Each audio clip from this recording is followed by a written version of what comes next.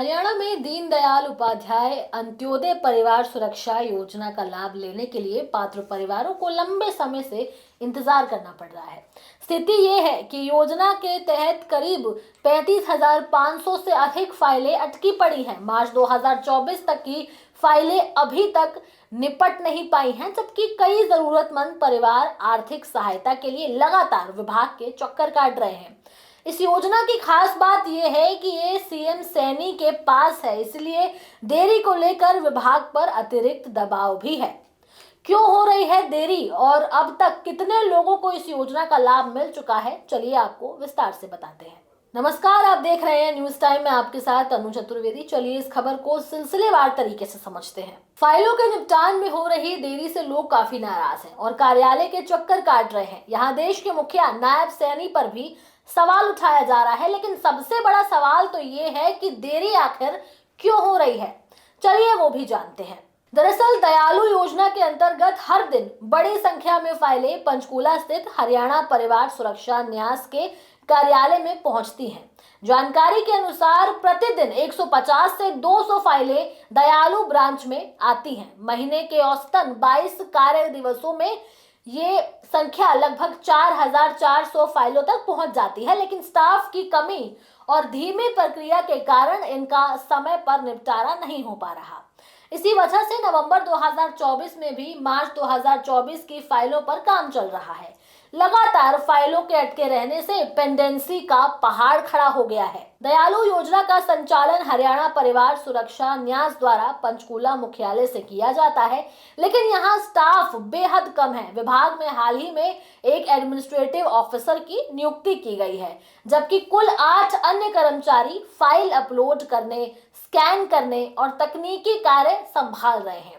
इतनी बड़ी योजना और हजारों फाइलों के बोझ के मुकाबले ये स्टाफ काफी अपर्याप्त है। नतीजा ये है कि फाइलें एक एक करके बढ़ती जा रही हैं, लेकिन निपटारा उतनी तेजी से नहीं हो पाता। योजना विभाग सीधे मुख्यमंत्री नायब सिंह सैनी के अधीन है। ऐसे में अधिकारी कोई भी जोखिम लेना नहीं चाहते और फाइलों की जांच में अतिरिक्त सतर्कता बरत रहे हैं। हर दस्तावेज की गहन पड़ताल और प्रक्रियागत औपचारिकताओं को पूरा करने में समय अधिक लग रहा है। इसी वजह से सरकार ने अब निर्णय लिया है कि फाइलों के निपटान की जिम्मेदारी जिला स्तर पर भी दी जाएगी।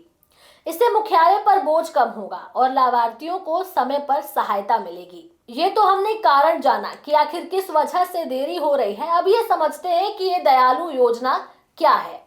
दरअसल दयालु योजना एक वित्तीय सहायता योजना है जो उन परिवारों को आर्थिक सहारा प्रदान करती है जिनकी आय 1,80,000 रुपए वार्षिक तक है और जिनका नाम परिवार पहचान पत्र में दर्ज है। यदि ऐसे परिवार के किसी सदस्य की सड़क दुर्घटना में मौत, बेवक्त मृत्यु या किसी दुर्घटना में 70% या फिर उससे अधिक स्थायी दिव्यांगता के शिकार हो जाता है, तो सरकार उस परिवार को 1 लाख से 5 लाख रुपए तक की आर्थिक मदद देती है।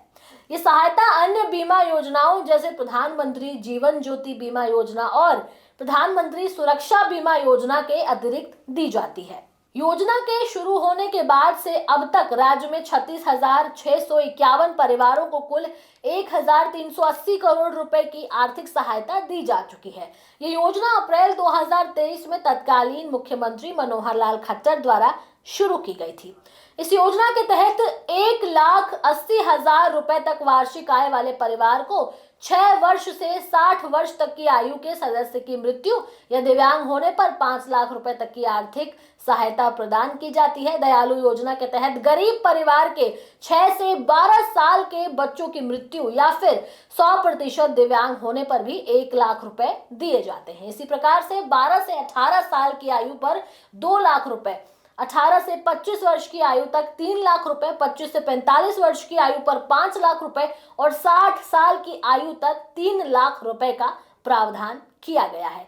ये सहायता उन गरीब परिवारों को बड़े संकट के समय आर्थिक सुरक्षा प्रदान करती है, लेकिन लंबित फाइलों के कारण कई परिवार अभी तक इस सहायता से वंचित हैं। सरकार जल्द ही ऐसी व्यवस्था लागू कर सकती है जिसमें दयालु योजना की फाइलें जिला स्तर पर ही जांच और मंजूरी के लिए भेजी जाएंगी। इससे मुख्यालय पर मौजूदा पेंडेंसी कम होगी, फाइलें तेजी से आगे बढ़ेंगी, लाभार्थियों को समय पर आर्थिक सहायता मिल सकेगी। लेकिन अगर कोई बदलाव नहीं हुआ तो ये प्रदेश सरकार का एक बड़ा फेलियर माना जाएगा, क्योंकि ये योजना खुद सीएम सैनी के अधीन आती है।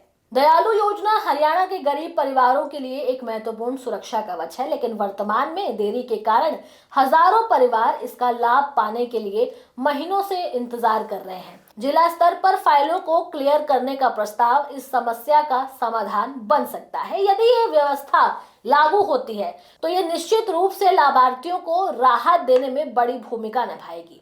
बहरहाल इस खबर में इतना ही। ये खबर आप लोगों को कैसी लगी और आप लोगों की क्या राय है इस पर, आप हमें कमेंट सेक्शन में जरूर बताएं। इसके साथ ही हमारे चैनल न्यूज टाइम को सब्सक्राइब करें, लाइक करें, शेयर करना ना भूलें। नमस्कार।